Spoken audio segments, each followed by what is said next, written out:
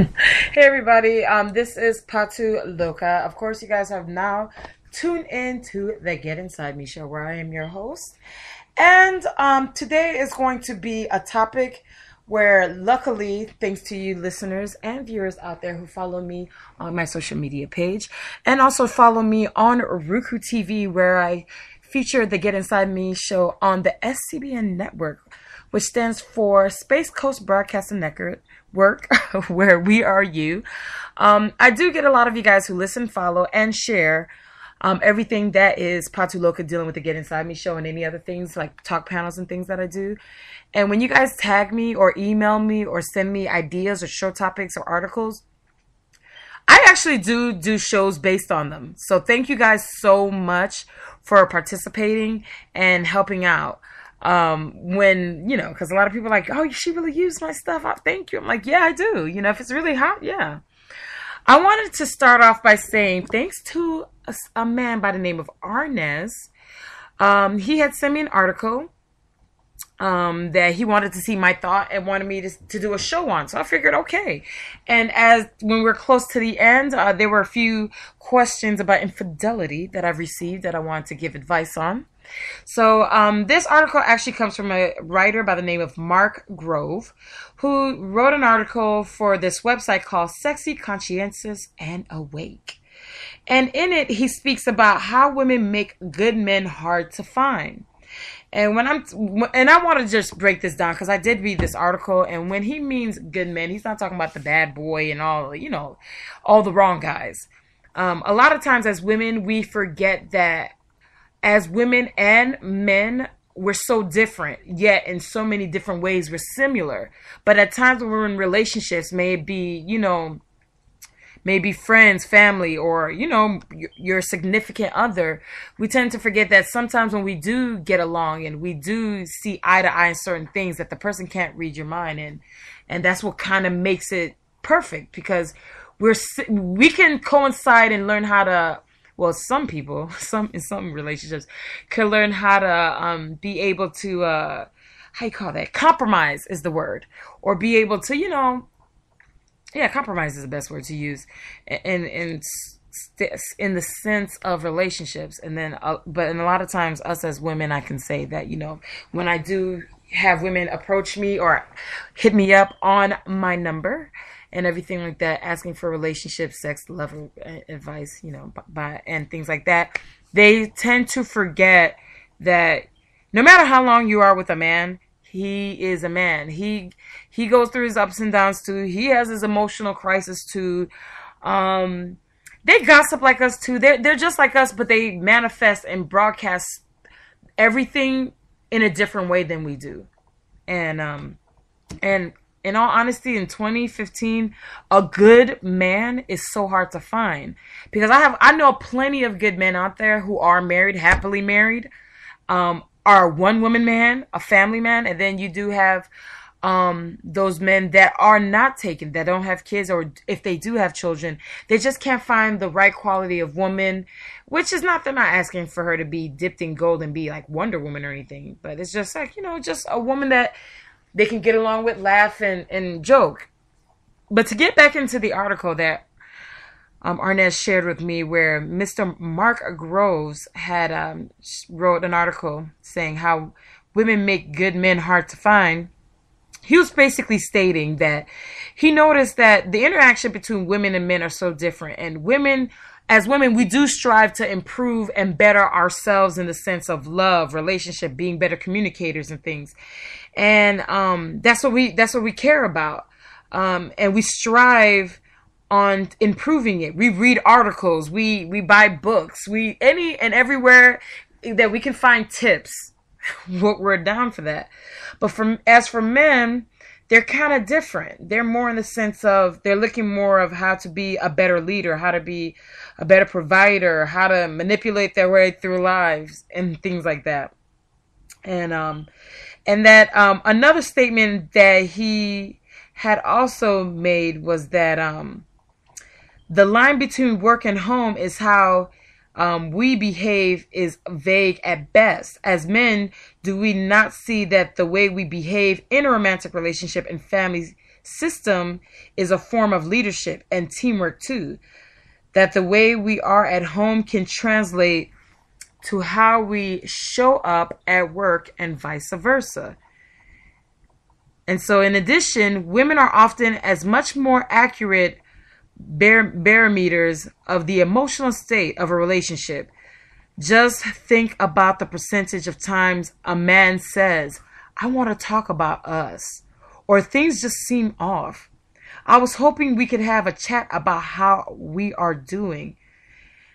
Men initial emotions conversations are few and far between, and in this is even further supported by the mere fact that about 2/3 of divorce are set in motion by women.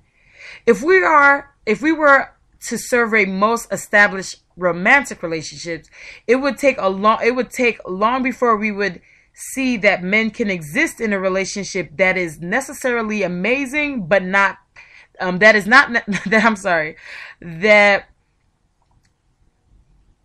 men can exist in a relationship that is not necessarily amazing, but not bad either. Kind of like a good enough to stay, not bad enough to leave situation. I don't mean all men, but most men and women finally leave that when he says, "Wait, I don't even realize things were that bad, and you never even tried." So what really kind of got me when he was speaking about this, about the fact that men just linger in a relationship just as long as they're comfortable and it's not so dire for them to say, I'm just going to get up and leave. It really was like an eye-opener for me, because I never really thought men really did things like that, because I always known women to do that, because for this, it's very rare. And I'm going to say, especially speaking to so many varieties of men from different walks of life, different nationalities all over the world, it is very far and few where I find men just stick or hold on to a relationship because they invested so much time, or because they worked so hard, or, it's really rare. I mainly find that from women. So it was kind of an eye-opener hearing Mr. Grove saying that men, if it's not that bad, it doesn't have to necessarily be an amazing relationship. They'll stick around. So how he breaks it down is he breaks it down in 3 settings. The first setting is in how women make good men hard to find. In order for women to strive in relationships, good men need to teach good men. And I totally agree. But before I get into how I feel about that, I'm going to read why he made that statement. What does he mean by that? He says, however, with women, there is a belief that they have inherited ability to strive in relationships. And there is a passive aggressive in the message regarding their emotional intelligence and capacity for love. One needs to only survey a couple of women before you'll hear the commonly uttered phrase, "There are no good men out there," which, before I continue reading, is a phrase that ladies and guys out there who says there are no good women out there, there's no good men out there. You got to remember, how you think, how you speak is how you live. And I always tell this to all my girlfriends who are like, it's so hard to find a good man. You always have a good man, no matter what, And it's like, if I put in my mind and I believe in my heart that there is a good man out there, I just haven't caught on to that, my vibe and energy is going to attract good and positive men. So if you're saying there are no good men out there, not only are you thinking it, you're living it, you're attracting that. So I'm telling you, how you think is how you live. And what you speak is what you put out there, is your destiny you put out there for yourself. So that's what I wanted to say on that. But as he continues, he says, there are enough good men for good women, which is true. To move forward, there needs to be the idea of what is a good man and what makes a good woman. We could argue that good men is one who shows integrity, honesty, the qualities of good fatherhood, supportive, empathy, and the kinds in his word that offers fidelity. this is going to be defined a little differently by each person. But for the sake of argument, we can or will assume this is what makes men, considered a good man. What defines a good woman is likely very similar to what makes for a good man, which I totally agree. Except for the ever important, women having the different genitalia. What makes a good woman seems controversial is to even discuss, does it exist? Because we usually just assume that on average women are the good ones, which is not all women are good, just like not all men are good either. But you have to know, if you respect yourself and you carry yourself with a certain respect, you're going to attract that. And you have to, when you see the red flags, you have to be able to see them for what they are. If it's possible for you to communicate and be able to have a way where you can keep this person in your life and fix it, let them be aware so they can have the opportunity to change or fix it, then yeah, it's how I see it. But he said, it sounds insulting to state that there is no good woman out there, as indicated that women on average are not good. Then why is it okay to suggest that men are not good? From what I have observed and read in this relationship world, I see that men are under the microscope when it comes to love, relationships, and women are told that they're perfect at love and that men need to step it up, which to a certain degree, yeah. I do agree with the first part where when he speaks that you do need a good man to teach a man to be a good man. And yeah, there's so many different factors on that shows and proves what is a good man and all that great stuff. And I can agree. I can also say that because, with all variety, there's a lot of single parents. So you have with women and men, you have it where they have a shortage, where they don't have the equal opportunity to grow up with the dynamics of what it's like to see a good woman, the characteristics, the home, like the mom, the wife, and then the same for the dad. It's kind of, because a woman can raise a man, but it takes a man to actually really raise a man. But if you're a single mom, you could only do the best that you can. Vice versa for a man raising children himself, like maybe a daughter or a son. I always hear a lot of arguments when it comes to relationships where they speak about the sense of, men is mainly for the men though. They speak about how men who come from homes that are not broken or single homes benefit more, especially when they come from a loving relationship, a loving home, caring and all that thing. But it's like, there is really no guarantee. But then it has to work both ways, it has to work both ways. And at the same time, you have to be conscientious of yourself. You have to know yourself well enough to know when you're, to know well enough what you really want, who you really are, and the kind of person to feel that you can and you should deserve, and strive for that. And every day strive to be a better, happier you. Because if you can't be a better, happier you yourself alone, it'd be next to impossible for you to balance a relationship. I tell you this. Along with that, Mr. Grove goes with the second part where he says, have we truly invited men to be emotional? Which I always argue all the time. By me having a foreign background, it's not uncommon for a man to show emotion, speak about what is on his mind, cry or whatever. It's not a big deal because we as women expect and accept the fact that they're human beings just like we are. But in America, it's very different. It's kind of like they shun men to a point that they put them in a box where it's like they want men to be so much like men, but the category and the characteristics they put on what is a man is just like unrealistic. Like they're not robotic; they're human beings. But he goes on to say, support the idea. He goes on to say that the fact that when it comes to men, you know, showing their true colors, showing how they feel, their thoughts, it's almost like it comes off in a way that this in itself turns and causes the woman to become angry, in some ways resent him for displaying a softer side of masculinity.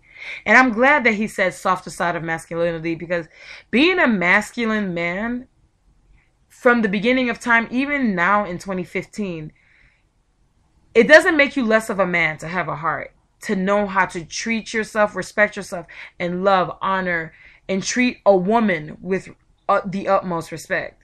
You know, there's all varieties of masculinity, you know, but strength is in a man. To me, I find strength in a man that can be able to stand his convictions, speak how he feels, and all the things women can do. The only difference is you guys, just like in the beginning of what Mr. Grove said, we have different ways.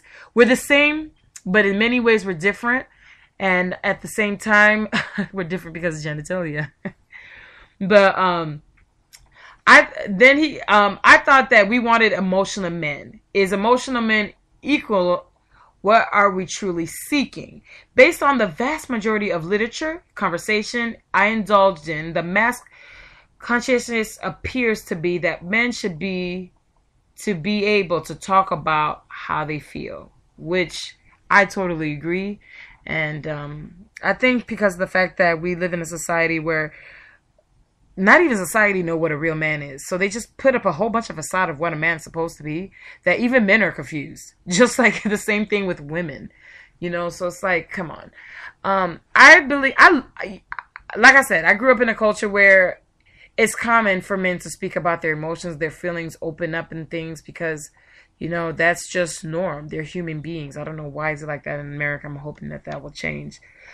So the third part is where he goes into saying, so what do women really want? It's no wonder men feel confused about what role they need to play in a relationship, which I totally agree. There is a disconnect between what is asked of them and what they are empowered and rewarded for being. Now, truth be told, that is not like men everywhere are shredding. It's not like everywhere that men are shedding tears, opening their hearts, and losing their women because of their emotional transparency. Men do not tend to share their emotions. They do not tell the women in their lives that they are upset or don't feel loved, which men you should, trust me. If a woman can't stand by you and understand where you're coming from, and she expects you to deal with her roller coaster emotions, then I'm telling you, run. But continuing, men are lost because no one taught them what being a man means, or what they are taught to be in the sense of old-fashioned. There was a research that he speaks about on the article where it says men being their vulnerable selves may actually result in disconnection of their partner, which is the opposite of results of the intention of sharing. So on each men's going pretending that men don't have emotions and they are not good at talking about feelings because the sensitivity is, he is meow meow, because I'm not sure I can say the Pussy. Certainly not emotionally intelligent and aware of his emotional state. We can safely say that all those things which traditionally defines the masculine male model for the last couple of the centuries that have been displaced, and women often find themselves making the money and decisions. We quickly to point out where men should step up, but we do not think or discuss the ideas of where women can step up their game, or do we? Women do so many things well. They show up emotionally, and they create communities. Women are inherently good. They're beautifully kind, empathetic, nurturing, supportive. They build amazing social programs and have relied to create a female empowerment movement that is unbelievably inspiring and unbelievably needed. There is still much oppression in the feminine in every country and culture, has lots of work to do to have women treated with equality and empowered and supported by all men. That is why I think that the conversation is important, because in order for women to thrive, men need to do as well. I think that we are all here for connection, to share our hearts, but we can't do it alone. It begs to ask, are we forgetting about men? In fact, to save women, have we forgotten about all the good men out there? Thoughts are desires, not to describe the feminine. The celebration of men and male models is uncommon. We tend not to talk about all the amazing fathers and the unbelievably upstanding men who we can call at any hour and would do anything for all the people in their lives, because there are a lot of them. I consider myself very fortunate to have grown up and really to have only enjoyment in the company of great men with integrity and consistency, and how they show up for women and men in their lives. But I do not think that it is rare, and that it's only my friends and athletic teammates who are like this. Everywhere I travel, I meet incredible men. I can see and find good men because they are who I look for. Just like all the women I know are incredible, intelligent, kind, have some brightness in their soul. The truth is, we get what we focus on. There are a lot of women who focus on their inability to find a good man. I hear there are no good men out there, from women who have emotional wounds, women who have chosen men and ignored red flags, women who cheat and lie to themselves, and others who have their own work to do. Then I'm not saying men don't have to do work, because they have a lot of work to do as much as women do, and women have work to do too. It's human problems, not a gender problem. We as women and men out there need to build and form within the first and create a conscious community where men can learn and support and develop together. We need to teach each other that. Even more importantly, we need to teach our sons and our daughters how to become good and better human beings, especially having a good man teach and raise a good man.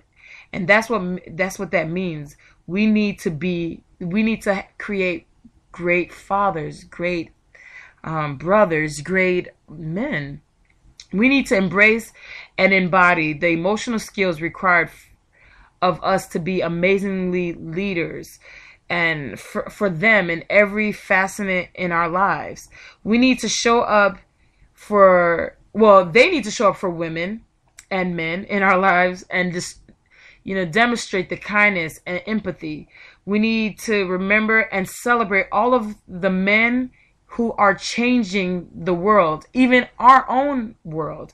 We need to create a space for men to thrive, and instead of trying to destroy each other, we need to build up each other. I commend all the good men who push for a change and equality, who don't see gender and instead see hearts that carve connections and love. I am so proud to be the kind of woman to share a planet with such amazing, beautiful, wonderful, outstanding men in my life. To answer the question, are there enough good men for good women? Yes, I believe there are more than enough good men out there. And if it's true, it begs the next question. Are there enough women who can hold the space for a good man? So thanks. This is pretty much, I want to say to Arnez, thank you so much for sharing this article and you guys hearing my thoughts. On Mr. Mark Groves, how women make good men hard to find. Now that we're winding down on time, there were a few questions that I had from fellow listeners, but since sometimes it takes a while for people to respond back, I'm going to leave everyone anonymous. The first question came from a young gentleman that's been in a relationship with his girlfriend for 2 years, and he, of course, cheated on her, and she has no clue, and he feels like everything is so perfect. Should he open his mouth? Should he tell her everything? I seriously feel like, okay, you cheated, so your relationship seems perfect. It might seem perfect now, maybe because you know you cheated and you feel bad about it.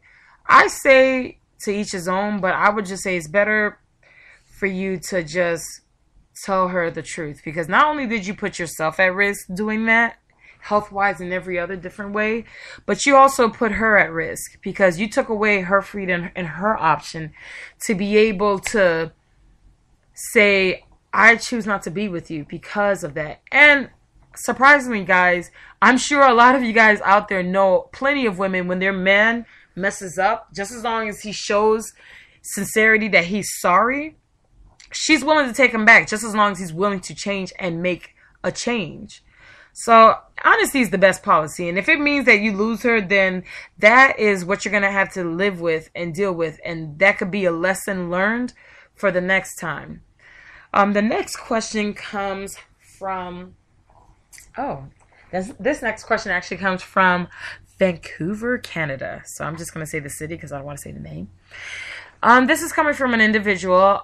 She speaks about how, okay, dear Patu, I have this boyfriend. He's amazing. The hardest thing I have is I don't like kissing him because I end up having slob all over my face. What is the best way for me to tell him, I don't like you kissing me? Stop. Okay. Well, you know what, to tell you the truth? I can honestly say, back in the day, I dated this guy. We got along great, but the only problem was he was a horrible kisser, and I felt like I was getting a tongue bath with a bucket of saliva. I hated the kiss, and I didn't have the heart to tell him because, you know, he was like the very sensitive type, and I didn't want to hurt his feelings because he was the type of person, if he's offended, he's like really offended. So the best bet is to just sit him down and tell him like, hey, I would prefer to have a kiss like this. Teach him. Because if you're teaching him, he's not going to be offended. He's just going to think like, whoa, she's giving me tips on how to, you know, get her into kissing, how she likes to get kissed. And when you teach him, he's not going to look at it as you don't like his kiss. You just don't deliver it in that way. You just deliver it in the sense of, hey, you know what? You know what would really turn me on? I would prefer it if you kiss me like that.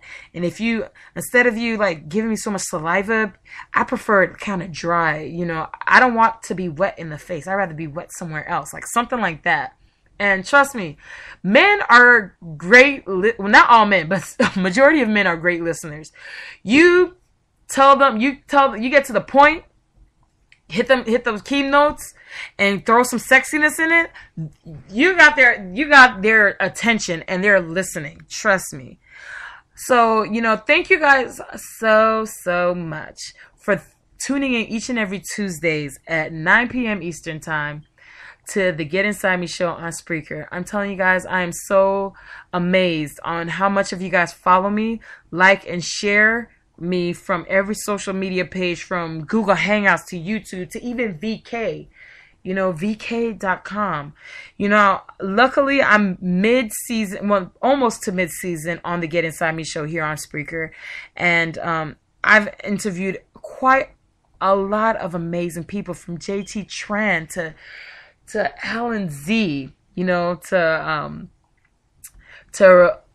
Mr. Allen, on his incredible 150-year-old game and things like you guys have no idea how blessed and how lucky I am to have you guys as my supporters, and taking it a step further by saying, hey, you know what?